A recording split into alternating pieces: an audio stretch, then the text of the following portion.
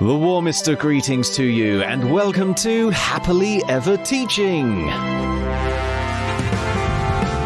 This is the podcast to help you enthrall your learners in a knowledge-rich curriculum using the best teaching method known to science, storytelling. To do this, we feature special guest educators who are passionately keen to empower your children.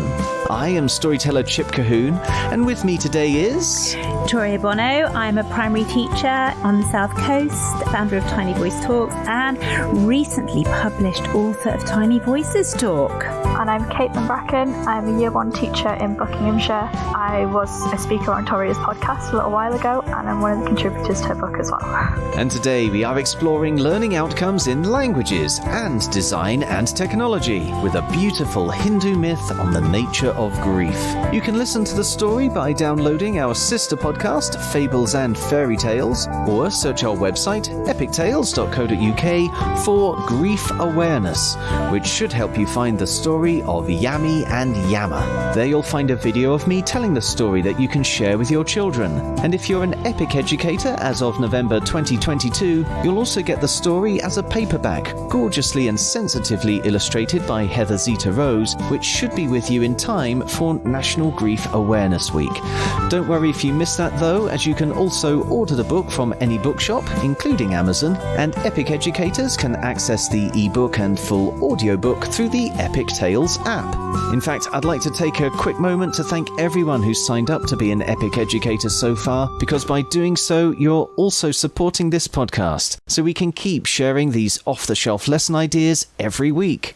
Right now, though, let's continue our discussion with Caitlin, Toria, Yami, and Yama. And Caitlin, you've already mentioned your former language teacher for having such a big impact on you, and perhaps that impact is what we're going to feel right now, the fact that you have found some modern foreign languages for us for ages 4 to 7. My French teacher had a huge impact on me, and she's the reason I wanted to continue learning French and specialise in languages alongside being a teacher. So I guess this is where her impact is being felt to this day, which is quite nice. When we did our RE episode, I talked about being in a very diverse school community, and I thought that would be something that again could be used as kind of a learning tool with regard to languages, because it's not the same in every school, but in ours we've got members of staff and pupils who speak Hindi fluently at home. So bringing that sort of knowledge and experience into school would be a really positive thing, you know, bringing that pride into speaking another language.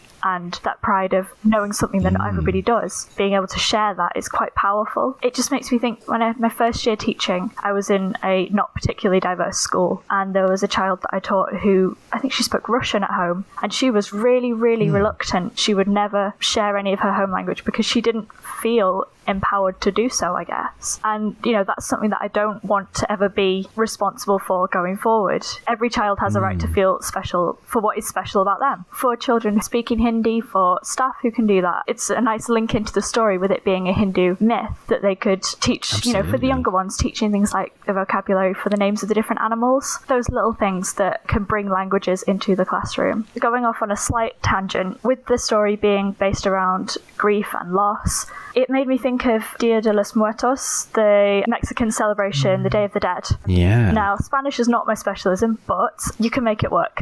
With the younger years, you can learn enough of a language to make it a valuable learning experience, because the children are not in a position to take on loads and loads of language. You know, you can bring that different way of looking at grief and loss and sort of compare it to this story, because in the story, Yami is really deeply upset about the loss of her brother. But children are quite familiar with this concept because of Disney and the film Coco, and it's a completely different way of looking at grief. It's a proper celebration of the life of those who've died. There's colours and music and parties, which is so different to both what we're used to in this country, that sort of dark tradition of mourning, and then what you see in the story of Yami being so deeply upset for so long. I think, you know, you can bring the language in, bits of Spanish to do with the celebration, but equally the MFL curriculum does talk about cultural awareness alongside language learning, so it doesn't all have to be language, which I think is potentially something relieving for teachers who are not big on languages.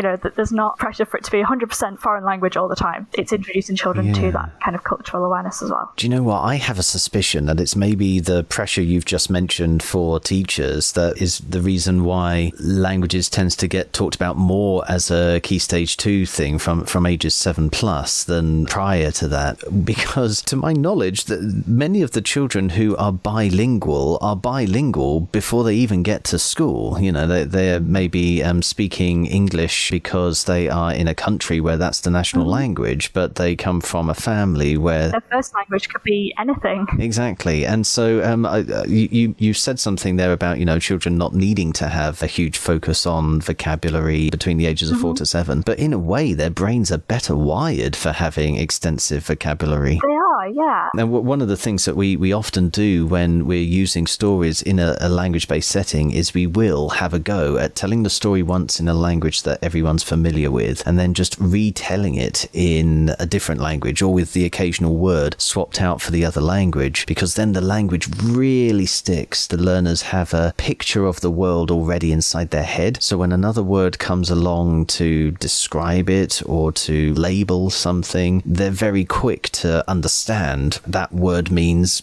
this or something like that. So I absolutely adore your idea of getting some Hindi teachers or Hindi grown-ups in to share the story and talk about the story and refer to the animals, because any language that they are using that might be slightly different, the images that the kids are going to have in their heads will be exactly the same. So it'll be a really good way of forging some of the connections that we were talking about yesterday. I really like that kind of idea of telling the stories and slipping the second language in. I hadn't really thought about that, but it takes that pressure off of the teachers as well, because you only have sort of a little bit of language to slip in. But like you say, the children have got that picture in their head already of what's going on. So it's just hooking on some different language to it. I feel like with the younger ones especially, but even with the older ones, that's a really powerful way of bringing language into the classroom with storytelling. And thinking about the element of language pride that you were talking about earlier with your Russian learner, as an example, what we would try and do ourselves is we'd say, okay, well, what's a Russian folk tale that this child is likely to know, or her family is likely to know, and then tell that story. And the moment everybody starts enjoying it, because they will enjoy it, and so many Russian folktales are fantastic. We did one recently, didn't we, Toria? The Fish in the Forest tale. That was from Russia. Kids love that sort of story as well. And so the moment you have that sort of atmosphere where everyone's enjoying it, you turn to your Russian speaking child and you throw in a little bit of Russian, talking about the fact that this is a story from Russia, and then you just turn to them and say, did I pronounce that right? So that they can see the love of their language, that everybody is enjoying it at that same moment. That's the thing that's so important, that appreciation and love for whatever language it is,